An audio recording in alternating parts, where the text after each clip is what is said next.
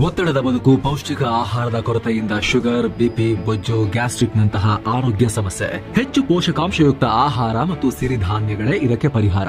ಮಿಲೆಕ್ಸ್ ಚೂರ್ಣಂ ಇಂದಿನ ವೇಗದ ಬದುಕಿಗೆ ಪುರಾತನ ಪೋಷಣೆಯ ಶಕ್ತಿ.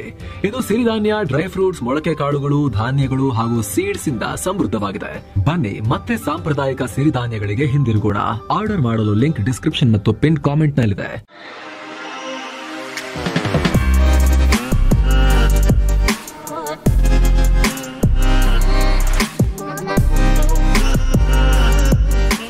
ಹಾಯ್ ಫ್ರೆಂಡ್ಸ್, ದಿನದ ಎಲ್ಲ ಪ್ರಮುಖ ಸುದ್ದಿಯನ್ನ ನಿಮಗೆ ತಲುಪಿಸೋ ಮಸ್ತ್ ಮಗ ಚಾನೆಲ್ನ ಫುಲ್ ನ್ಯೂಸ್ಗೆ ಸ್ವಾಗತ.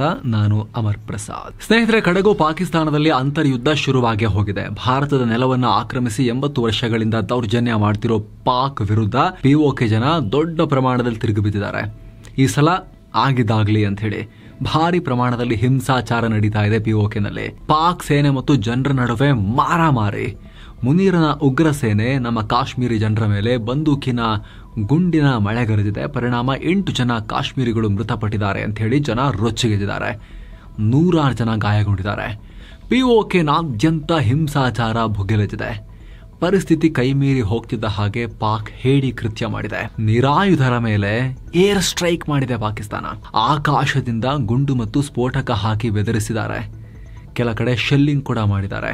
ಧೀರ್ಕೋಟ್, ಮುಜಫರಾಬಾದ್ ಮತ್ತು ಮೀರ್ಪುರ್ನಲ್ಲಿ ಈ ದಾಳಿ ನಡೆದಿದೆ. ಏನು ಜನರು ಕೂಡ ಸುಮ್ಮನೆ ಕೂತಿಲ್ಲ. ಅವರು ಪಿಒಕೆನ ಎಲ್ಲಾ ಭಾಗಗಳಿಂದ ರಾಜಧಾನಿ ಮುಜಫರಾಬಾದ್ಗೆ ತಮ್ಮ ಜನರ ಸೇನೆ ತಗೊಂಡು ದಂಗೆ ಎದ್ದು ನುಗ್ತಾ ಇದ್ದಾರೆ. ಕಳೆದ 72 ಗಂಟೆಗಳಿಂದ ಎಲ್ಲೆಲ್ಲಿ ಕಂಡಲ್ಲಿ ಮುನೀರನ ಪಾಕಿಸ್ತಾನ ಸೇನೆಯ ಅಥವಾ ಸರ್ಕಾರದ ಗುರುತುಗಳಿಗೆಲ್ಲ ಬೆಂಕಿ ಇಡ್ತಾ ಇದ್ದಾರೆ. ಕಂಟೈನರ್ಗಳನ್ನ ನದಿಗೆ ಬಿಸಾಕಿದ ವಿಡಿಯೋಗಳು ವೈರಲ್ ಆಗ್ತಿವೆ. ಇಡೀ ಪಿಒಕೆಯನ್ನ ಸ್ತಬ್ಧಗೊಳಿಸಿದ್ದಾರೆ. ಮಾರುಕಟ್ಟೆ, ಅಂಗಡಿ ಮತ್ತು ಸ್ಥಳೀಯ ವ್ಯವಹಾರಗಳು, ಸಾರಿಗೆ ಸೇವೆ ಎಲ್ಲ ಕಂಪ್ಲೀಟ್ ಬಂದ್ ಆಗಿವೆ. ಪರಿಸ್ಥಿತಿ ವಿಕೋಪಕ್ಕೆ ಹೋಗ್ತಿದ್ದ ಹಾಗೆ ಪಾಕ್ನ ಉಗ್ರ ಪಡೆಗಳು ಹೆಚ್ಚು ನಿಯೋಜನೆಗೊಳಿಸಿದ್ದಾರೆ. ವಾಹನಗಳು ಒಂದಾದ್ಮೇಲೆ ಒಂದರಂತೆ ಪಿಒಕೆ ಕಡೆಗೆ ಧಾವಿಸ್ತಿರೋ ವಿಡಿಯೋಸ್ ವೈರಲ್ ಆಗಿವೆ. ಪಿಒಕೆನ ಪ್ರಮುಖ ಸಿಟಿಗಳ ಎಂಟ್ರಿ ಮತ್ತು ಎಕ್ಸಿಟ್ ಪಾಯಿಂಟ್ಗಳನ್ನ ಪೊಲೀಸರು ಸೀಲ್ ಮಾಡಿದ್ದಾರೆ. ಸೂಕ್ಷ್ಮ ಪ್ರದೇಶಗಳಲ್ಲಿ ಸರ್ವೆಲೆನ್ಸ್ ಹೆಚ್ಚು ಮಾಡಲಾಗಿದೆ. ಪಾಕಿಸ್ತಾನದ ಪಂಜಾಬ್ನಿಂದಲೂ ಸೇನೆಯನ್ನ ಕರ್ಕೊಂಡ್ಬರ್ತಿದ್ದಾರೆ. ಒಟ್ಟಾರೆ ಪರಿಸ್ಥಿತಿ ತುಂಬಾ ಕ್ರಿಟಿಕಲ್ ಆಗ್ತಾ ಇದೆ ಪಿಒಕೆನಲ್ಲಿ. ಪಾಕಿಸ್ತಾನದ ಸಂಸತ್ನಲ್ಲಿ ನಮಗೆ ಸೂಕ್ತ ಸ್ಥಾನಮಾನ ಕೊಡಬೇಕು. ಮಂಗ್ಲಾ ಮತ್ತು ನೀಲಂ ಜೇಲಂ ಡ್ಯಾಂನಲ್ಲಿ ವಿದ್ಯುತ್ ಮತ್ತು ಇತರ ಬೆನಿಫಿಟ್ ಅನ್ನ ನ್ಯಾಯಯುತವಾಗಿ ಹಂಚಬೇಕು. ಎಲ್ಲ ಪಾಕಿಸ್ತಾನದವ್ರು ಹೊತ್ಕೊಂಡು ಹೋಗ್ತಾ ಇದ್ದೀರಾ, ನಮ್ಮ ಸಂಪನ್ಮೂಲ ದೋಚ್ತಾ ಇದ್ದೀರಾ. ಹಾಗೆ ಆಹಾರಗಳ ಬೆಲೆ ಹೆಚ್ಚಾಗಿದೆ, ಜೀವನ ಸಾಗಿಸೋದು ಕಷ್ಟ ಆಗಿದೆ. ಈ ಕೂಡಲೇ ಹಿಟ್ಟೆಲ್ಲ ಅಗ್ಗದ ದರದಲ್ಲಿ ಸಿಗೋ ರೀತಿ ಮಾಡಬೇಕು. ಕರೆಂಟ್ ಬಿಲ್ ಕೂಡ ಕಮ್ಮಿ ಮಾಡಬೇಕು ಅನ್ನೋ ಬೇಡಿಕೆ ಇಟ್ಟು ಜನ ಪ್ರತಿಭಟಿಸ್ತಾ ಇದ್ರು. ಹಾಗೆ ಸ್ವಾತಂತ್ರ್ಯದ ಘೋಷಣೆ ಕೂಗ್ತಾ ಇದ್ರು. ಈಗ ಈ ಹಿಂಸಾಚಾರ ಆಗಿದೆ. ಭಾರತದ ರಕ್ಷಣಾ ಸಚಿವ ರಾಜನಾಥ್ ಸಿಂಗ್ ಯುದ್ಧವೇ ಇಲ್ಲದೆ ಪಿಒಕೆ ಭಾರತಕ್ಕೆ ಸೇರುತ್ತೆ ಅನ್ನೋ ಹೇಳಿಕೆ ಕೊಟ್ಟಿದ್ರು. ಅದಾದ್ಮೇಲೆ ಯಾಕೋ ಮೊಮೆಂಟಮ್ ಜಾಸ್ತಿ ಆಗ್ತಾ ಇದೆ. ಈ ಪಾಕಿಸ್ತಾನದಿಂದ ಬೇರೆ ಆಗಬೇಕು, ನಾವು ಇವ್ರ ಜೊತೆ ಇರಕ್ಕೆ ಆಗ್ತಿಲ್ಲ ಅನ್ನೋ ಫೀಲಿಂಗ್ ಪಿಒಕೆನಲ್ಲಿ ಯಾಕೋ ಜಾಸ್ತಿ ಆಗ್ತಾ ಹೋಗ್ತಾ ಇದೆ. ಇದು ಪಿಒಕೆ ಒಂದಲ್ಲ ಒಂದಿನ ಭಾರತಕ್ಕೆ ಸೇರ್ಕೋಬೇಕು ಅನ್ನೋ ಭಾರತದ ಏನು ಅಲ್ಟಿಮೇಟ್ ಕನಸೇನಿದೆ, ಅಥವಾ ಏನು ಪಾಕಿಸ್ತಾನ ಅಕ್ರಮವಾಗಿ ಹಿಡ್ಕೊಂಡಿರೋ ಜಾಗ ವಾಪಸ್ ರಿಯಾಲಿಟಿಯಲ್ಲೂ ಕೂಡ ಮ್ಯಾಪ್ನಲ್ಲಿ ನಮ್ಮದೇ ಭಾಗ ಅದು, ಆದರೆ ವಾಸ್ತವದಲ್ಲೂ ಕೂಡ ನಮ್ಮ ಭಾಗ ಆಗಬೇಕು ಅನ್ನೋ ಕನಸು ಏನಿದೆ ಅದು ಯಾಕೋ ಹತ್ತಿರ ಬರ್ತಾ ಇದೆಯಾ ಅನ್ನೋ ಆಸೆ ಮತ್ತಷ್ಟು ಚಿಗುರೊಡೆಯೋಕೆ ಕಾರಣ ಆಗಿದೆ ಈ ಪ್ರತಿಭಟನೆಗಳು. ಏನು ಸ್ನೇಹಿತರೆ, ಫುಲ್ ನ್ಯೂಸ್ ನಲ್ಲಿ ಮುಂದುವರಿಯುವ ಮುನ್ನ ಒಂದು ಸಣ್ಣ ಮನವಿ. ಏನಿಲ್ಲ ಸ್ನೇಹಿತರೆ, ಸಬ್ಸ್ಕ್ರೈಬ್ ಮಾಡೋದ್ರ ಬಗ್ಗೆ ತುಂಬಾ ವೀಕ್ಷಕರು ಸಬ್ಸ್ಕ್ರೈಬ್ ಮಾಡಿದ್ದಾರೆ, ಆದರೆ ಇನ್ನೂ ದೊಡ್ಡ ಪ್ರಮಾಣದ ವೀಕ್ಷಕರು ಸಬ್ಸ್ಕ್ರೈಬ್ ಮಾಡ್ದೇನೆ ನೋಡ್ತಿದ್ದಾರೆ. ನೋಡಿದ್ರೆ ಸಾಕು ಸಪೋರ್ಟ್ ಮಾಡ್ದಂಗೆ ಅಂತ ಅನ್ಕೊಂಡಿರ್ಬೋದು. ಆದರೆ ಸ್ನೇಹಿತರೆ, ದಯವಿಟ್ಟು ನೀವು ಮನಸ್ಸು ಮಾಡಿ ಸಬ್ಸ್ಕ್ರೈಬ್ ಮಾಡಿ, ಪಕ್ಕದ ಬೆಲ್ ಐಕಾನ್ ಮೇಲೆ ಕ್ಲಿಕ್ ಮಾಡಿ. ಆಗ ಆ ಒಂದೊಂದು ನಂಬರ್ ಕೂಡ ನಮಗೆ ಇನ್ನಷ್ಟು ಶಕ್ತಿಯನ್ನ ಕೊಡುತ್ತೆ. ಬನ್ನೀಗ ಫುಲ್ ನ್ಯೂಸ್ ನಲ್ಲಿ ಮುಂದುವರಿಯೋಣ. ಭಾರತ ಹಾಗೂ ಪಾಕಿಸ್ತಾನ ನಡುವಿನ ಏಷ್ಯಾ ಕಪ್ ವಿವಾದ ಮತ್ತೊಂದು ಹಂತಕ್ಕೆ ಹೋಗಿದೆ. ಮ್ಯಾಚ್ ಸೋತ್ರು ಕಪ್ ಎತ್ಕೊಂಡು ಓಡಿರೋ, ಏಷ್ಯಾ ಕಪ್ ಟ್ರೋಫಿ ಕಳ್ಳ ಅಂತ ಕರೆಸ್ಕೊಳ್ತಿರೋ, ಏಷ್ಯನ್ ಕ್ರಿಕೆಟ್ ಕೌನ್ಸಿಲ್ನ ಮುಖ್ಯಸ್ಥರೂ ಆಗಿರೋ, ಪಿಸಿಬಿಯ ಅಧ್ಯಕ್ಷನೂ ಆಗಿರೋ ಮೊಹಸಿನ್ ನಖ್ವಿ ವಿರುದ್ಧ ಭಾರತ ಪೊಲೀಸ್ ಕಂಪ್ಲೇಂಟ್ ಕೊಡೋಕೆ ಮುಂದಾಗಿದೆ. ನಾವು ಗೆದ್ದಿರೋ ಟ್ರೋಫಿಯನ್ನ ನಖ್ವಿ ಕದ್ಕೊಂಡು ಹೋಗಿದ್ದಾರೆ, ಹೀಗಾಗಿ ಅದನ್ನ ನಮಗೆ ತೆಗೆದುಕೊಡಿ ಅಂತ ಪೊಲೀಸರಿಗೆ ಕಳ್ಳತನದ ದೂರು ದಾಖಲಿಸೋಕೆ ಬಿಸಿಸಿಐ ಲೆಕ್ಕ ಹಾಕ್ತಿದೆ ಅನ್ನೋ ಮಾಹಿತಿ ಬಂದಿದೆ. ನಖ್ವಿ, ಬಿಸಿಸಿಐ ಮತ್ತು ಏಷ್ಯನ್ ಕ್ರಿಕೆಟ್ ಕೌನ್ಸಿಲ್ ನಡುವೆ ಮಾತುಕತೆ ಆದ ನಂತರ ಈ ಬೆಳವಣಿಗೆ ಆಗ್ತಾ ಇದೆ. ಅಲ್ಲಿ ಈ ನಖ್ವಿ ಭಾರತಕ್ಕೆ ಸಾರಿ ಕೂಡ ಕೇಳಿದ್ರಂತೆ. ಏಷ್ಯಾ ಕಪ್ ಫೈನಲ್ ಬಳಿಕ ಏನ್ ನಡಿಬಾರ್ದಾಗಿತ್ತು ಅದು ನಡೆದು ಹೋಗಿದೆ, ಇದಕ್ಕಾಗಿ ನಾನು ಕ್ಷಮೆಯಾಚನೆ ಮಾಡ್ತೀನಿ ಅಂತ ಹೇಳಿದ್ರು. ಆದರೆ ಕಪ್ ಮಾತ್ರ ಕೊಡ್ತಾ ಇಲ್ಲ. ಮೊದಲು ಕಪ್ ಕೊಡೋದೇ ಇಲ್ಲ ಅಂತ ಹಠ ಹಿಡಿದಿದ್ರು. ಆಗ ಬಿಸಿಸಿಐನ ಉಪಾಧ್ಯಕ್ಷ ರಾಜೀವ್ ಶುಕ್ಲಾ ಟ್ರೋಫಿ ವಾಪಸ್ ಕೊಡಿ ಅಂತ ಮೀಟಿಂಗ್ ನಲ್ಲಿ ಬ್ಯಾಕ್ ಟು ಬ್ಯಾಕ್ ಡಿಮಾಂಡ್ ಮಾಡಿದ್ರು. ಆಗ ನಖ್ವಿ ಆಯ್ತು ಅಂತ ಒಪ್ಕೊಂಡಿದ್ರು. ಆದ್ರೆ ಅಲ್ಲೂ ಮತ್ತೆ ತನ್ನ ವಕ್ರ ಬುದ್ಧಿಯನ್ನ ಪ್ರದರ್ಶಿಸಿ ಭಾರತಕ್ಕೊಂದು ಕಂಡೀಷನ್ ಹಾಕಿದ್ರು. ಖುದ್ದು ಇಂಡಿಯಾ ಟೀಮ್ನ captain Suryakumar Yadav ACC Asian cricket council ಕಚೇರಿಗೆ ಬಂದು ಟ್ರೋಫಿಯನ್ನ ಕಲೆಕ್ಟ್ ಮಾಡ್ಕೊಂಡು ಹೋಗಬೇಕು ಅಂತ ಕಂಡೀಷನ್ ಹಾಕಿದ್ರು. ಆದರೆ ಈ ಷರತ್ತಿಗೆ ಭಾರತ ಒಪ್ಪಿದಂತೆ ಕಾಣ್ತಾ ಇಲ್ಲ. ಹೀಗಾಗಿ ಕಪ್ ತೆಗೆದುಕೊಡಿ ಅಂತ ದುಬೈ ಪೊಲೀಸರಿಗೆ ಕಂಪ್ಲೇಂಟ್ ಕೊಡೋ ಸಾಧ್ಯತೆ ಇದೆ. ಈ ನಡುವೆ ನಖ್ವಿಯ ಟ್ರೋಫಿ ಕಳ್ಳತನದಿಂದ ಪಾಕಿಸ್ತಾನ ಕ್ರಿಕೆಟ್ ಕೂಟದ ಒಳಗೆ ದೊಡ್ಡ ಬೆಂಕಿ ಹಚ್ಚಿದೆ. ಪಾಕಿಸ್ತಾನ ಮಾಜಿ ಕ್ರಿಕೆಟಿಗ ಶಾಹಿದ್ ಅಫ್ರಿದಿ ನಖ್ವಿ ವಿರುದ್ಧ ಕಿಡಿಕಾರಿದ್ದಾರೆ. ಪಾಕಿಸ್ತಾನದ ಕ್ರಿಕೆಟ್ ಬೋರ್ಡ್ನ ಅಧ್ಯಕ್ಷ ಸ್ಥಾನದಿಂದ ನಖ್ವಿ ಕೆಳಗಿಳಿಬೇಕು, ಮರ್ಯಾದೆ ಕಳೀತಾ ಇದ್ದಾರೆ ಅವರು ಅಂತ ಒತ್ತಾಯ ಮಾಡಿದ್ದಾರೆ. ಪಾಕಿಸ್ತಾನದ ಆಂತರಿಕ ಸಚಿವರಾಗಿದ್ದುಕೊಂಡು ಪಿಸಿಬಿಯ ಅಧ್ಯಕ್ಷರಾಗಿ ಕೆಲಸ ಮಾಡೋಕೆ ಸಾಧ್ಯ ಇಲ್ಲ. ಎರಡು ಕರ್ತವ್ಯವನ್ನ ಬ್ಯಾಲೆನ್ಸ್ ಮಾಡೋದು ಇಂಪಾಸಿಬಲ್. ನಖ್ವಿ ಸಂಪೂರ್ಣವಾಗಿ ತಮ್ಮ ಸಲಹೆಗಾರರ ಮೇಲೆ ಡಿಪೆಂಡ್ ಆಗಿ ಕೆಲಸ ಮಾಡ್ತಿರೋದು ಸರಿಯಲ್ಲ, ನೀವು ಸರಿ ಇಲ್ಲ ಅಂತ ಹೇಳಿದ್ದಾರೆ. ಕೇಂದ್ರ ಸರ್ಕಾರಿ ಉದ್ಯೋಗಿಗಳಿಗೆ ದಸರಾ ಧಮಾಕ ಸಿಕ್ಕಿದೆ. ಸರ್ಕಾರಿ ನೌಕರರಿಗೆ ಕೊಡಲಾಗೋ ತುಟ್ಟಿ ಭತ್ಯೆ ಅಥವಾ ಡಿಎನ್ಎಸ್ ಅಲೋವೆನ್ಸ್ ಅನ್ನ 3% ಏರಿಸಲಾಗಿದೆ. ಹಾಗೆ ಪಿಂಚಣಿದಾರರಿಗೆ ಕೊಡೋ ಡಿಯರ್ನೆಸ್ ರಿಲೀಫ್ನಲ್ಲೂ ಕೂಡ 3% ಹೆಚ್ಚಳ ಮಾಡಿ ಕೇಂದ್ರ ಸಚಿವ ಸಂಪುಟ ಅನುಮೋದನೆ ಕೊಟ್ಟಿದೆ.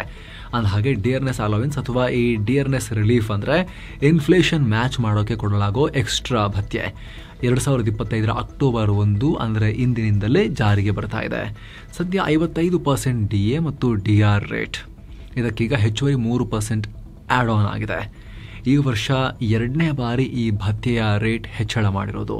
ಕಳೆದ ಮಾರ್ಚ್ನಲ್ಲಿ 2% ಜಾಸ್ತಿ ಮಾಡಲಾಗಿತ್ತು, ಇದೀಗ ಮತ್ತೆ 3% ಜಾಸ್ತಿ ಮಾಡಲಾಗಿದೆ.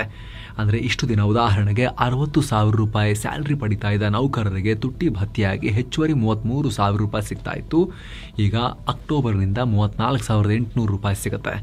ಗಮನಿಸಬೇಕಾದ ಅಂಶ ಅಂದರೆ ಈ ಭತ್ಯೆ ಹೆಚ್ಚಳ ಕೇವಲ ಕೇಂದ್ರ ಸರ್ಕಾರದ ನೌಕರರಿಗೆ ಕೇಂದ್ರ ಸರ್ಕಾರ ಮಾಡಿರೋ ಡಿಸಿಷನ್. ಕೇಂದ್ರ ಕ್ಯಾಬಿನೆಟ್ನ ಈ ನಿರ್ಧಾರದಿಂದ ಸುಮಾರು 49.19 ಲಕ್ಷ ಕೇಂದ್ರ ಸರ್ಕಾರಿ ನೌಕರರಿಗೆ ಮತ್ತು 68 ಲಕ್ಷಕ್ಕೂ ಅಧಿಕ ಪಿಂಚಣಿದಾರರಿಗೆ ಪೆನ್ಷನರ್ಸ್ಗೆ ಹೆಲ್ಪ್ ಆಗುತ್ತೆ. ಈ ಮೂಲಕ ಇನ್ನು ಮುಂದೆ ಸರ್ಕಾರ ಈ ಡಿಎ ಮತ್ತು ಡಿಆರ್ಗೆ ಪ್ರತಿ ವರ್ಷ ಹೆಚ್ಚುವರಿ 10,000 ಕೋಟಿ ರೂಪಾಯಿಗೂ ಅಧಿಕ ಖರ್ಚು ಮಾಡಬೇಕಾಗಿ ಬರುತ್ತೆ. ಏನೋ ಪ್ರವಾಹ ಪೀಡಿತ ರೈತರಿಗೆ ಸಿಎಂ ಸಿದ್ದರಾಮಯ್ಯ 8,500 ರೂಪಾಯಿ ಹೆಚ್ಚುವರಿ ಬೆಳೆ ನಷ್ಟ ಪರಿಹಾರ ಘೋಷಿಸಿದ್ದಾರೆ. ರಾಷ್ಟ್ರೀಯ ಪ್ರಕೃತಿ ವಿಕೋಪ ಪರಿಹಾರ ನಿಧಿಯ ನೆರವಿನ ಜೊತೆಗೆ ಈ ನೆರವನ್ನ ನಾವು ಕೊಡ್ತೀವಿ ಅಂತ ಸಿದ್ದರಾಮಯ್ಯ ಹೇಳಿದ್ದಾರೆ. ಪ್ರವಾಹ ಪೀಡಿತ ಜಿಲ್ಲೆಗಳಾದ ಯಾದಗಿರಿ, ಕಲಬುರಗಿ, ಬೀದರ್ ಮತ್ತು ವಿಜಯಪುರದಲ್ಲಿ ವೈಮಾನಿಕ ಸಮೀಕ್ಷೆ ನಡೆಸಿ ಪರಿಹಾರದ ಮಾಹಿತಿಯನ್ನ ಅವರು ಘೋಷಿಸಿದ್ದಾರೆ. ಇನ್ನು ಕಾಂಗ್ರೆಸ್ ಅಧ್ಯಕ್ಷ ಮಲ್ಲಿಕಾರ್ಜುನ ಖರ್ಗೆ ಅವರನ್ನ ಬೆಂಗಳೂರಿನ ಎಂಎಸ್ ರಾಮಯ್ಯ ಆಸ್ಪತ್ರೆಗೆ ದಾಖಲಿಸಲಾಗಿದೆ. ಜ್ವರ ಮತ್ತು ಕಾಲು ನೋವಿನಿಂದ ಬಳಲ್ತಾ ಇದ್ದ ಕಾರಣ ಖರ್ಗೆ ಅವರನ್ನ ಅಡ್ಮಿಟ್ ಮಾಡಲಾಗಿದೆ. ಅವರ ಆರೋಗ್ಯ ಸ್ಥಿರವಾಗಿದೆ, ಚಿಂತೆ ಪಡುವಂತಿದ್ದಿಲ್ಲ ಅಂತ ವೈದ್ಯರು ಹೇಳಿದ್ದಾರೆ. ಸಿದ್ದು ಸರ್ಕಾರದ ಶಕ್ತಿ ಯೋಜನೆಗೆ ಗಿನ್ನೆಸ್ ರೆಕಾರ್ಡ್ ಬಳಿಕ ಈಗ ಇಂಟರ್ನ್ಯಾಷನಲ್ ಬುಕ್ ಆಫ್ ರೆಕಾರ್ಡ್ಸ್ ಮತ್ತು ವರ್ಲ್ಡ್ ರೆಕಾರ್ಡ್ ಆಫ್ ಎಕ್ಸಲೆನ್ಸ್ ಎಲ್ಲ ಹೈಯೆಸ್ಟ್ ನಂಬರ್ ವಿಚಾರದಲ್ಲಿ ದಾಖಲೆ ಮಾಡೋ ಈ ರೆಕಾರ್ಡ್ ಬುಕ್ಗಳಲ್ಲಿ ಸ್ಥಾನ ಸಿಕ್ಕಿದೆ. ಶಕ್ತಿ ಯೋಜನೆ ಮೂಲಕ ಕೋಟ್ಯಂತರ ಮಹಿಳೆಯರಿಗೆ ಫ್ರೀ ಬಸ್ ಪ್ರಯಾಣ ಮಾಡಿಕೊಟ್ಟ ಕಾರಣ ಈ ದಾಖಲೆಗಳ ಪಟ್ಟಿಗೆ ಈ ಯೋಜನೆ ಸೇರ್ಪಡೆ ಆಗ್ತಾ ಹೋಗ್ತಾ ಇದೆ. ಆರ್ಎಸ್ಎಸ್ ಶತಮಾನೋತ್ಸವ ಸಂಭ್ರಮಾಚರಣೆ ವೇಳೆ ಪಿಎಂ ನರೇಂದ್ರ ಮೋದಿ ದೊಡ್ಡ ಹೇಳಿಕೆ ಕೊಟ್ಟಿದ್ದಾರೆ. ಡೆಮೋಗ್ರಫಿ ಚೇಂಜಸ್ ದೇಶಕ್ಕೆ ದೊಡ್ಡ ಅಪಾಯ, ನಾವು ಈ ಬಗ್ಗೆ ತೀವ್ರ ನಿಗಾ ವಹಿಸಬೇಕು ಅಂತ ಹೇಳಿದ್ದಾರೆ. ಇವತ್ತು ಒಳನುಸುಳುವಿಕೆಗಿಂತಲೂ ದೊಡ್ಡ ಸವಾಲು ಅಂದ್ರೆ ಜನಸಂಖ್ಯಾ ಬದಲಾವಣೆ ಅಥವಾ ಡೆಮೋಗ್ರಫಿಕ್ ಚೇಂಜಸ್. ನಮ್ದು ವಿವಿಧತೆಯಲ್ಲಿ ಏಕತೆ ಹೊಂದಿರೋ ರಾಷ್ಟ್ರ, ಅದೇ ಭಾರತದ ಆತ್ಮ. ಆದರೆ ಇವತ್ತು ನಮ್ಮಲ್ಲಿನ ಏಕತೆ, ಸಂಪ್ರದಾಯ ಮತ್ತು ಭದ್ರತೆ ಮೇಲೆ ನೇರವಾಗಿ ದಾಳಿ ಮಾಡೋ ಬಿಕ್ಕಟ್ಟು ಸೃಷ್ಟಿಯಾಗಿದೆ. ಜಾತಿ, ಭಾಷೆ, ಪ್ರಾದೇಶಿಕತೆ, ಉಗ್ರಗಾಮಿ ಚಿಂತನೆಗಳಿಗೆ ಬಾಹ್ಯ ಶಕ್ತಿಗಳು ಹೊರಗಿಂದ ಕುಮ್ಮಕ್ಕನ್ನ ಕೊಡ್ತಿದ್ದಾರೆ. ಇದರ ವಿರುದ್ಧ ಫೈಟ್ ಮಾಡಲಿಲ್ಲ ಅಂದ್ರೆ ನಮ್ಮ ದೇಶ ವೀಕ್ ಆಗುತ್ತೆ. ಸಾಮಾಜಿಕ ಸಮಾನತೆಗೆ ಇವತ್ತು ಒಳನುಸುಳುವಿಕೆಗಿಂತ ಜನಸಂಖ್ಯಾ ಬದಲಾವಣೆ ದೊಡ್ಡ ಸಮಸ್ಯೆ ಆಗ್ಬಿಟ್ಟಿದೆ. ನಾವು ಅಲರ್ಟ್ ಆಗಿರಬೇಕು. ಪೂರ್ಣ ಡೆಡಿಕೇಶನ್ ನೊಂದಿಗೆ ಈ ಸವಾಲನ್ನ ಫೇಸ್ ಮಾಡಬೇಕು. ಬೇರೆ ರಾಷ್ಟ್ರಗಳ ಮೇಲೆ ಡಿಪೆಂಡ್ ಆಗೋದು ತುಂಬಾ ಅಪಾಯಕಾರಿ. ಇದರಿಂದ ನಮ್ಮ ದೇಶವನ್ನ ವೀಕ್ ಮಾಡೋಕೆ, ಡಿವೈಡ್ ಮಾಡೋಕೆ ಪಿತೂರಿ ನಡೆಯುತ್ತೆ. ನಮ್ಮ ಡೆಮೋಗ್ರಫಿಯನ್ನ ಬದಲಾಯಿಸೋಕೆ ಪಿತೂರಿ ನಡೀತಾ ಇದೆ. ಆದರೆ ಸಮಸ್ಯೆಗಳ ವಿರುದ್ಧ ನಮ್ಮ ಸರ್ಕಾರ ಕ್ವಿಕ್ ಆಕ್ಷನ್ ತಗೊಳ್ತಾ ಇದೆ ಅನ್ನೋ ಹೇಳಿಕೆ ಕೊಟ್ಟಿದ್ದಾರೆ. ಇನ್ನು ಇದೇ ಈವೆಂಟ್ ವೇಳೆ ಮೋದಿ ವಿಶೇಷವಾದ 100 ರೂಪಾಯಿ ನಾಣ್ಯವನ್ನ ರಿಲೀಸ್ ಮಾಡಿದ್ದಾರೆ. ಹಾಗೆ ಆರ್ಎಸ್ಎಸ್ ಶತಮಾನೋತ್ಸವದ ಸ್ಮರಣಾರ್ಥ ಪೋಸ್ಟಲ್ ಸ್ಟ್ಯಾಂಪ್ ಅನ್ನು ಕೂಡ ಬಿಡುಗಡೆ ಮಾಡಿದ್ದಾರೆ. ಈ ವೇಳೆ ಮಾತನಾಡಿ, ಈ 100 ರೂಪಿ ನಾಣ್ಯದ ಒಂದು ಭಾಗದಲ್ಲಿ ರಾಷ್ಟ್ರೀಯ ಲಾಂಛನ, ಹಾಗೆ ಮತ್ತೊಂದು ಬದಿಯಲ್ಲಿ ಭಾರತಾಂಬೆಯ ಚಿತ್ರ ಇದೆ. ಭಾರತಕ್ಕೆ ಸ್ವಾತಂತ್ರ್ಯ ಸಿಕ್ಕಿದ ನಂತರ ಇದೇ ಮೊದಲ ಬಾರಿಗೆ ಭಾರತ ಮಾತೆಯ ಚಿತ್ರವನ್ನ ನಾಣ್ಯದಲ್ಲಿ ಪ್ರಿಂಟ್ ಮಾಡಲಾಗಿದೆ.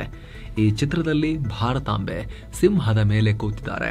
ಸ್ವಯಂ ಸೇವಕರು ಅವರ ಸುತ್ತ ತಲೆಬಾಗಿ ನಿಂತಿದ್ದಾರೆ. 1963ರ ಗಣರಾಜ್ಯೋತ್ಸವ ಪರೇಡ್ನಲ್ಲಿ RSS ಸ್ವಯಂ ಸೇವಕರು ಭಾಗಿಯಾಗಿರೋದನ್ನ ಇದು ತೋರಿಸುತ್ತೆ ಅಂತ PM ಮೋದಿ ಹೇಳಿದ್ದಾರೆ. ಈ ನಡುವೆ ಬಿಜೆಪಿ ಮೈನಾರಿಟಿ ಮೋರ್ಚಾ ಮುಖ್ಯಸ್ಥ ಜಮಾಲ್ ಸಿದ್ದಿಕಿ RSS ಸಂಸ್ಥಾಪಕರಾದ ಕೇಶವ್ ಬಲರಾಮ್ ಹೆಡ್ಗೆವಾರ್ ಮರಣೋತ್ತರವಾಗಿ ಭಾರತ ರತ್ನ ಪ್ರಶಸ್ತಿ ಕೊಟ್ಟು ಗೌರವಿಸಬೇಕು ಅಂತ ಒತ್ತಾಯ ಮಾಡಿದ್ದಾರೆ. ಈ ಸಂಬಂಧ ರಾಷ್ಟ್ರಪತಿ ದ್ರೌಪದಿ ಮುರ್ಮು ಅವರಿಗೆ ಪತ್ರವನ್ನ ಬರೆದಿದ್ದಾರೆ. Chief justice of India BR Gavai ಅವರ ತಾಯಿಯನ್ನ ವಿಜಯದಶಮಿ ಮತ್ತು ಶತಮಾನೋತ್ಸವ ಸಂಬಂಧ RSS ಹಮ್ಮಿಕೊಂಡಿರೋ ಈವೆಂಟ್ಗೆ ಇನ್ವೈಟ್ ಮಾಡಲಾಗಿದೆ. ಅಕ್ಟೋಬರ್ 5ನೇ ತಾರೀಕು ನಡೆಯಲಿರುವ RSS ಈವೆಂಟ್ನ ಇನ್ವಿಟೇಷನ್ ನಲ್ಲಿ BR ಗವಾಯಿ ಅವರ ತಾಯಿ ಕಮಲ್ ತಾಯಿ ಗವಾಯಿ ಅವರ ಹೆಸರು ಈಗ ಸೋಷಿಯಲ್ ಮೀಡಿಯಾದಲ್ಲಿ ವೈರಲ್ ಆಗ್ತಿದೆ. ಕೆಲವರು ವಿರೋಧ ಕೂಡ ವ್ಯಕ್ತಪಡಿಸ್ತಾ ಇದ್ದಾರೆ. ಯಾಕೆ ಕರಿಬೇಕು, ನ್ಯಾಯಾಂಗದವರು ತಾನೇ ಅವರು, ಅವ್ರ ತಾಯಿ ತಾನೇ ಅವರು ಅಂತ ಹೇಳಿ. ಆದರೆ ಈ ವಿವಾದ ಆಗ್ತಿದ್ದ ಬೆನ್ನಲ್ಲೇ ಕಮಲ್ ತಾಯಿ ಅವರ ಮತ್ತೊಬ್ಬ ಪುತ್ರ ರಾಜೇಂದ್ರ ಗವಾಯಿ ಈ ಪೋಸ್ಟ್ ಬಗ್ಗೆ ಒಂದು ರಿಯಾಕ್ಷನ್ ಕೊಟ್ಟಿದ್ದಾರೆ. RSS ನಮ್ಮ ತಾಯಿಯನ್ನ ಇನ್ವೈಟ್ ಮಾಡಿರೋದು ನಿಜ, ಅದಕ್ಕೆ ನಮ್ಮ ತಾಯಿ ಅಟೆಂಡ್ ಕೂಡ ಆಗ್ತಾರೆ ಅಂತ ವಿಡಿಯೋ ರಿಲೀಸ್ ಮಾಡಿದ್ದಾರೆ. ನಮ್ಮ ಫ್ಯಾಮಿಲಿ ಎಲ್ಲ ಪಕ್ಷ ಮತ್ತು ಸಿದ್ಧಾಂತಗಳ ಜನರೊಂದಿಗೆ ಒಳ್ಳೆ ಸಂಬಂಧ ಇಟ್ಕೊಳ್ಳುತ್ತೆ. ಹಾಗಂತ ಯಾವುದೇ ಒಂದು ಸಿದ್ಧಾಂತವನ್ನ ಫಾಲೋ ಮಾಡ್ತೀವಿ ಅನ್ನೋ ಅರ್ಥ ಬರಲ್ಲ. ವೈಯಕ್ತಿಕ ಸಂಬಂಧಗಳು ಬೇರೆ, ರಾಜಕೀಯ ಸಂಬಂಧಗಳು ಬೇರೆ. RSS ಈವೆಂಟ್ಗೆ ಹೋದ್ರೆ ಅಂಬೇಡ್ಕರ್ ಸಿದ್ಧಾಂತಗಳನ್ನ ಬಿಡ್ತೀವಿ ಅಂತ ಅರ್ಥ ಅಲ್ಲ. ನಾವು ನಮ್ಮ ಸಿದ್ಧಾಂತವನ್ನ ಬಲವಾಗಿ ನಂಬ್ತೀವಿ ಅಂತ ಹೇಳಿದ್ದಾರೆ. RSS ಶತಮಾನೋತ್ಸವ ಸಂದರ್ಭದಲ್ಲಿ ದಿಲ್ಲಿ CM ರೇಖಾ ಗುಪ್ತಾ ದೊಡ್ಡ ನಿರ್ಧಾರ ತಗೊಂಡಿದ್ದಾರೆ. ಇನ್ನು ಮುಂದೆ ದಿಲ್ಲಿ ಸರ್ಕಾರಿ ಶಾಲೆಗಳಲ್ಲಿ ವಿದ್ಯಾರ್ಥಿಗಳು ಸ್ವಾತಂತ್ರ್ಯ ಹೋರಾಟಗಾರರು ಮತ್ತು ಪ್ರಜಾಪ್ರಭುತ್ವ ಮೌಲ್ಯಗಳೊಂದಿಗೆ RSS ಬಗ್ಗೆ ಕೂಡ, RSS ದೇಶಕ್ಕೆ ಕೊಟ್ಟಿದೆ ಅಂತ ಅವ್ರು ಹೇಳುವಂತ ಕೊಡುಗೆಗಳ ಬಗ್ಗೆ ಕೂಡ ಕಲಿತಾರೆ ಅಂತ ಹೇಳಿದ್ದಾರೆ. RSSನ ಇತಿಹಾಸ, ಸಿದ್ಧಾಂತ, ಸಾಮಾಜಿಕ ಚಟುವಟಿಕೆಗಳು, ಅದರ ಪ್ರಮುಖ ನಾಯಕರ ಬಗ್ಗೆ ಪಾಠ ಹೇಳ್ಕೊಡ್ಲಾಗುತ್ತೆ. ಆದಷ್ಟು ಬೇಗ ಇವೆಲ್ಲ ಜಾರಿಗೂ ಬರುತ್ತೆ ಅಂತ ದಿಲ್ಲಿ ಸರ್ಕಾರ ಹೇಳಿದೆ. ಏನೋ ಭಾರತದಲ್ಲಿ ಅತಿ ಹೆಚ್ಚು ಅಪರಾಧ ನಡೆಯೋ ನಗರಗಳ ಪಟ್ಟಿಯಲ್ಲಿ ಬೆಂಗಳೂರು 3ನೇ ಸ್ಥಾನ ಪಡ್ಕೊಂಡಿದೆ. NCRB ಬಿಡುಗಡೆ ಮಾಡಿರೋ ಕ್ರೈಮ್ ಇನ್ ಇಂಡಿಯಾ 2023 ವರದಿ ಪ್ರಕಾರ ಬೆಂಗಳೂರಲ್ಲಿ ಗಣನೀಯ ಪ್ರಮಾಣದಲ್ಲಿ ಅಪರಾಧಗಳು ಹೆಚ್ಚಾಗಿವೆ. 2023ರಲ್ಲಿ ದಿಲ್ಲಿಯಲ್ಲಿ 11,014 ಪ್ರಕರಣಗಳು ದಾಖಲಾದರೆ ಮುಂಬೈನಲ್ಲಿ 4,750 ಪ್ರಕರಣಗಳು, ಬೆಂಗಳೂರಲ್ಲಿ ಒಟ್ಟು 3,528 ಕೇಸ್ಗಳು ರಿಜಿಸ್ಟರ್ ಆಗಿವೆ. ಕೊಲೆ, ಅತ್ಯಾಚಾರ, ಅಪಹರಣ, ಕೊಲೆ ಯತ್ನ, ದರೋಡೆ, ಸುಲಿಗೆ, ಗಲಭೆ ಎಲ್ಲವೂ ಸೇರಿವೆ. ಏನೋ ನಂತರದ ಸ್ಥಾನದಲ್ಲಿ ಹೈದರಾಬಾದ್ ಇದ್ದು ಅಲ್ಲಿ 1,483, ಚೆನ್ನೈ 973 ಮತ್ತು ಕೋಲ್ಕತ್ತಾ 919 ಪ್ರಕರಣಗಳು ದಾಖಲಾಗಿವೆ. ತೀವ್ರ ಕುತೂಹಲ ಕೆರಳಿಸಿದ್ದ RBI ಮಾನಿಟರಿ ಪಾಲಿಸಿ ಮೀಟಿಂಗ್ ನಡೆದಿದೆ. ರೆಪೋ ದರದಲ್ಲಿ ಯಾವುದೇ ಬದಲಾವಣೆ ಮಾಡಿಲ್ಲ. 5.5% ನಲ್ಲೇ ಉಳಿಸಿಕೊಳ್ಳೋಕೆ ನಿರ್ಧಾರ ಮಾಡಲಾಗಿದೆ. ಈ ಮೂಲಕ RBI ನಿರಂತರ 2ನೇ ಬಾರಿಗೆ ರೆಪೋ ರೇಟ್ ಅನ್ಚೇಂಜ್ಡ್ ಆಗಿ ಇಟ್ಟಿದೆ. ತಮಿಳುನಾಡಿನಲ್ಲಿ ಯಾಕೋ ಬ್ಯಾಕ್ ಟು ಬ್ಯಾಕ್ ದುರಂತಗಳು. ನಿರ್ಮಾಣ ಹಂತದಲ್ಲಿದ್ದ ಕಮಾನು ಕುಸಿದು ಬಿದ್ದು 9 ಮಂದಿ ಮೃತಪಟ್ಟ ಘಟನೆ ಚೆನ್ನೈನ ಥರ್ಮಲ್ ಪವರ್ ಸ್ಟೇಷನ್ ಒಂದರಲ್ಲಿ ನಡೆದಿದೆ. ಈ ಕುಸಿತದಿಂದ 10ಕ್ಕಿಂತ ಅಧಿಕ ಜನ ಅದರಡಿಯಲ್ಲಿ ಸಿಕ್ಕಾಕೊಂಡಿದ್ರು. ಘಟನೆ ಕುರಿತು ತನಿಖೆ ನಡೀತಾ ಇದೆ. ಮತ್ತೊಂದು ಕಡೆ ಕರೂರ್ ಕಾಲ್ ತುಳಿತದ ಬಳಿಕ ಮುಂದಿನ 2 ವಾರದ ಮಟ್ಟಿಗೆ ನಿಗದಿಯಾಗಿದ್ದ ಎಲ್ಲ ಪ್ರೋಗ್ರಾಮ್ಸ್ ಅನ್ನ ವಿಜಯ್ ಕ್ಯಾನ್ಸಲ್ ಮಾಡಿದ್ದಾರೆ. ರ್ಯಾಲಿಯಲ್ಲಿ ನಡೆದ ಕಾಲ್ ತುಳಿತ ಘಟನೆ ತಮಿಳುನಾಡಿನಲ್ಲಿ ತೀವ್ರ ಚರ್ಚೆ ಮತ್ತು ರಾಜಕೀಯ ಕೆಸರೆರಚಾಟಕ್ಕೆ ಕಾರಣ ಆಗಿತ್ತು. ಜನರ ನಿಯಂತ್ರಣ, ಸುರಕ್ಷಾ ಕ್ರಮಗಳ ಕುರಿತು ವಿರೋಧ ಪಕ್ಷಗಳು ಅಸಮಾಧಾನ ಹೊರಹಾಕಿದ್ವು. ಇದೀಗ ವಿಜಯ್ ಈ ನಿರ್ಧಾರ ತಗೊಂಡಿದ್ದಾರೆ.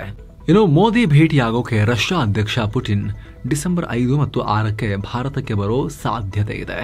ಭಾರತ ಮತ್ತು ಅಮೆರಿಕ ನಡುವೆ ವ್ಯಾಪಾರ ಸಂಬಂಧ ಹದಗೆಟ್ಟ ಬಳಿಕ ಈ ಭೇಟಿ ಮಹತ್ವದ್ದು. ಹಾಗೆ ಭಾರತಕ್ಕೆ ಟ್ಯಾರಿಫ್ ಹೊಡೆತ ಕೊಡ್ತಿರೋ ಅಮೆರಿಕಗೆ ಸ್ಪಷ್ಟ ಸಂದೇಶ ಕೂಡ ಹೌದು. ಈ ಹಿಂದೆ ಅಜಿತ್ ದೋವಲ್ ಮಾಸ್ಕೋ ಪ್ರವಾಸ ಕೈಗೊಂಡಾಗ ಈ ಮಾಹಿತಿ ಹೊರಬಿದ್ದಿತ್ತು. ಆದ್ರೀಗ ಭೇಟಿಯ ದಿನ ಕೂಡ ಬಹುತೇಕ ಖಚಿತವಾಗ್ತಿರೋ ತರ ಕಾಣಿಸ್ತಾ ಇದೆ. ಮತ್ತೊಂದು ಕಡೆ ಆಸಿಯಾನ್ ಒಕ್ಕೂಟದ ಸೈಡ್ ಲೈನ್ಸ್ ನಲ್ಲಿ ಮೋದಿ ಮತ್ತು ಟ್ರಂಪ್ ಭೇಟಿ ಆಗಬಹುದು ಅಂತ ಹೇಳಲಾಗ್ತಿದೆ. ಈ ಸಭೆ ಯಾವಾಗಿದೆ? ಈ ತಿಂಗಳ 26 ಮತ್ತು 27ನೇ ತಾರೀಕಿದೆ. ಟ್ರಂಪ್ ಭಾರತದ ಮೇಲೆ 50% ಸುಂಕ ಹೇರಿದ ಮೇಲೆ ಇದೇ ಮೊದಲ ಬಾರಿಗೆ ಭೇಟಿ ಆಗಬಹುದು. ಅವರು ಮುಖಾಮುಖಿಯಾಗಿ ಭೇಟಿ ಆದರೆ ಕಳೆದ ಫೆಬ್ರವರಿಯಲ್ಲಿ ಇಬ್ಬರು ನಾಯಕರು ಅಮೆರಿಕದಲ್ಲಿ ಲಾಸ್ಟ್ ಟೈಮ್ ಭೇಟಿಯಾಗಿದ್ರು. ಆಸಿಯಾನ್ ಒಕ್ಕೂಟ ಸಭೆ ಈ ಸಲ ಮಲೇಷ್ಯಾದಲ್ಲಿ ನಡೀತಾ ಇದೆ. ಹಾಗಾಗಿ ಟ್ರಂಪ್ ಮತ್ತು ಮೋದಿ ಭೇಟಿ ಬಗ್ಗೆ ಕುತೂಹಲ ಮನೆ ಮಾಡಿದೆ. ಅಲ್ಲಿಗೆ ಹೋದಾಗ ಮೀಟ್ ಆಗ್ತಾರಾ ಏನೋ ಅಂತ. ಏನು ಭಾರತದ ಷೇರುಪೇಟೆ ಇವತ್ತು ಬಹಳ ಬೂಮ್ ಆಯಿತು. ದಿನದ ವಹಿವಾಟಿನ ಅಂತ್ಯಕ್ಕೆ 715 ಪಾಯಿಂಟ್ಸ್ ರೈಸ್ ಆಯಿತು. ಸೆನ್ಸೆಕ್ಸ್ 80,983ಕ್ಕೆ ತಲುಪಿತು.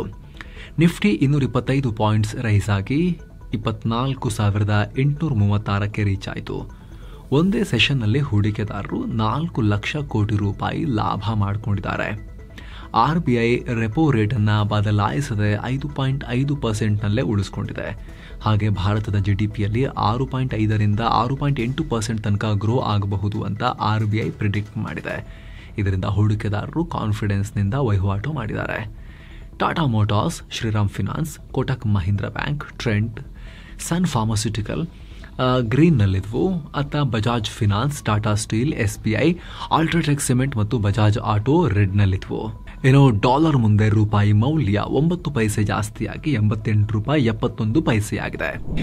ಚಿನ್ನ ಮತ್ತು ಬೆಳ್ಳಿ ಬೆಲೆ ವಿಚಾರಕ್ಕೆ ಬಂದರೆ 24 ಕ್ಯಾರೆಟ್ನ 10 ಗ್ರಾಂ ಚಿನ್ನದ ಬೆಲೆಯಲ್ಲಿ 429 ರೂಪಾಯಿ ಜಾಸ್ತಿಯಾಗಿ 1,17,332 ರೂಪಾಯಿ ಆಗಿದೆ. 22 ಕ್ಯಾರೆಟ್ನ 10 ಗ್ರಾಂ ಚಿನ್ನದ ಬೆಲೆಯಲ್ಲಿ 393 ರೂಪಾಯಿ ಹೆಚ್ಚಾಗಿ 1,07,476 ರೂಪಾಯಿ ಆಗಿದೆ. 1 ಕೆಜಿ ಬೆಳ್ಳಿ ಬೆಲೆಯಲ್ಲಿ 60 ರೂಪಾಯಿ ಜಾಸ್ತಿಯಾಗಿ 1,45,120 ರೂಪಾಯಿ ಆಗಿದೆ. ಸೊ ಫ್ರೆಂಡ್ಸ್, ಇದಾಗಿತ್ತು ಇವತ್ತಿನ ಫುಲ್ ನ್ಯೂಸ್. ನಾವು ಕುಯ್ದಿಲ್ಲ, ಎಳೆದಿಲ್ಲ, ಕಿರ್ಚಾಡಿಲ್ಲ, ಬರೀ ಸುದ್ದಿ ರೀತಿಯಲ್ಲಿ ನಿಮಗೆ ತಲುಪಿಸುವ ಪ್ರಯತ್ನವನ್ನು ಮಾಡಿದ್ದೇವೆ. ನಮ್ಮ ಈ ಪ್ರಯತ್ನ ನಿಮಗೆ ಇಷ್ಟ ಆಗ್ತಾ ಇದ್ರೆ ಸ್ನೇಹಿತರೆ, ದಯವಿಟ್ಟು ಇಲ್ಲಿರೋ ಸಬ್ಸ್ಕ್ರೈಬ್ ಬಟನ್ ಮೇಲೆ ಕ್ಲಿಕ್ ಮಾಡಿ, ಪಕ್ಕದ ಬೆಲ್ ಐಕಾನ್ ಮೇಲೆ ಕ್ಲಿಕ್ ಮಾಡೋದನ್ನು ಮರಿಬೇಡಿ ಅಂತ ನಿಮ್ಮಲ್ಲಿ ನಮ್ಮ ಮನವಿ. Thank you so much. ಮತ್ತೆ ಭೇಟಿ ಆಗ್ತಿರೋಣ. ನಮಸ್ತೆ.